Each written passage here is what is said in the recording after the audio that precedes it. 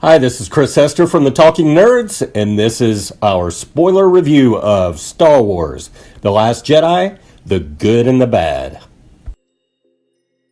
Star Wars: The Last Jedi, directed by Rian Johnson, takes place immediately after the events of Episode 7, The Force Awakens. In my review, as indicated by the title, I'm going to go over what, in my opinion, was good about the movie and what was bad about the movie. As usual, art is subjective, and this is merely my opinion. Let's start with the bad. Humor. Yes, I'm aware that pretty much every Star Wars movie has some type of humor in it, but this movie most definitely has more humor than any Star Wars movie preceding it. And I'm fine with humor in a Star Wars movie as long as it fits the context of the story. Where I had a problem with this movie was the type of humor that was used in some scenes, such as the cell phone / your mother joke, totally took me out of the movie. The Mary Poppins scene. I know all of you that are watching this know exactly the scene that I'm talking about. Look, I'm fine with Rian Johnson expanding upon Leia's force powers. I thought that was a really cool thing. But the way it was executed in this scene, there's no amount of times that I can see this movie that it's ever going to feel natural to me. It totally takes you out of the movie. It's probably the worst scene in the movie. Canto Bight. Now, while we didn't get another version of the Death Star, thankfully, in this movie, we did get a meandering subplot that basically goes nowhere. There are some fantastic visuals during these scenes, but the plot goes nowhere, really changes nor alters anything in the storyline. We do get the introduction of the character Rose, who is a nice addition to the Star Wars canon. But other than that, this is 20 to 25 minutes of screen time that could have been used more wisely. Words instead of emotions. Anyone that dislikes the prequel era of Star Wars as much as I do understands exactly what I'm talking about.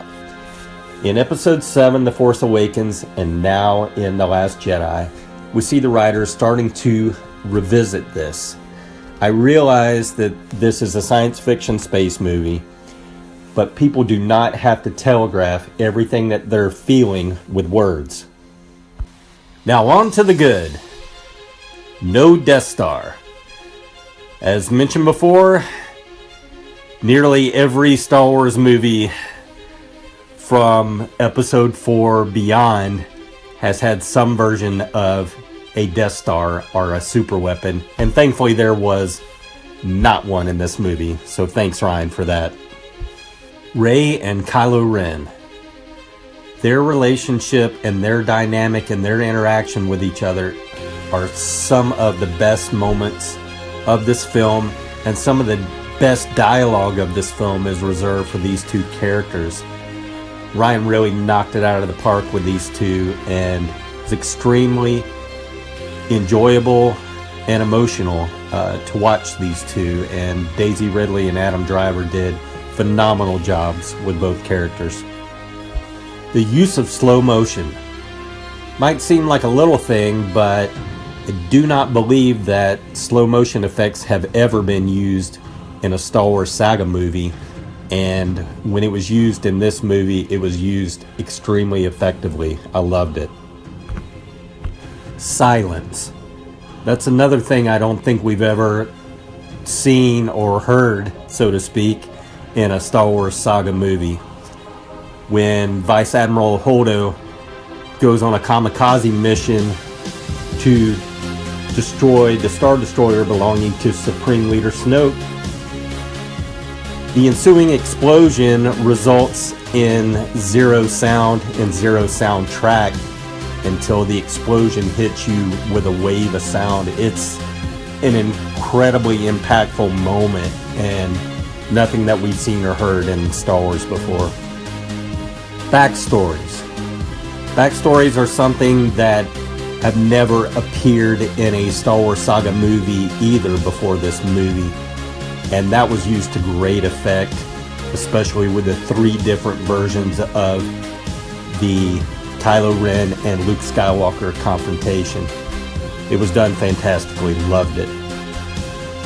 Snoke. Having Kylo Ren destroy his master in the second chapter of this trilogy was brilliant, and it enables him to follow a character arc that Darth Vader never got to have. Loved it. Rey's parents. The big reveal that Rey's parents are basically no one was a very surprising part of this movie, and I thought very rewarding, especially emotionally. The scene in which this is revealed may be the most emotional scene in the Star Wars saga, period. The fight scenes. Some of the fight scenes in this movie are some of the best that we've ever seen in the saga, bar none. The effects are incredible. The Force. The Force is used in ways we've never seen before and greatly expands upon canon. I loved it. The Jedi must end, and why? The explanation of everything the Jedi had done wrong and why they needed to end as a religion is a crucial part of this movie and was one of the best parts of the movie. Yoda. The inclusion of Yoda was such a welcome surprise, and he was used so well to wrap everything up. I loved it. Luke's death. Luke's death was crucial to this movie, to the climax of this movie, and I thought it was handled extremely well and satisfying. He went out exactly the way he should. In conclusion, Star Wars: The Last Jedi is a flawed picture for sure, but its highs far exceed its lows. I give it 3 out of 5 nerds. If you like what you saw today, please hit the subscribe button.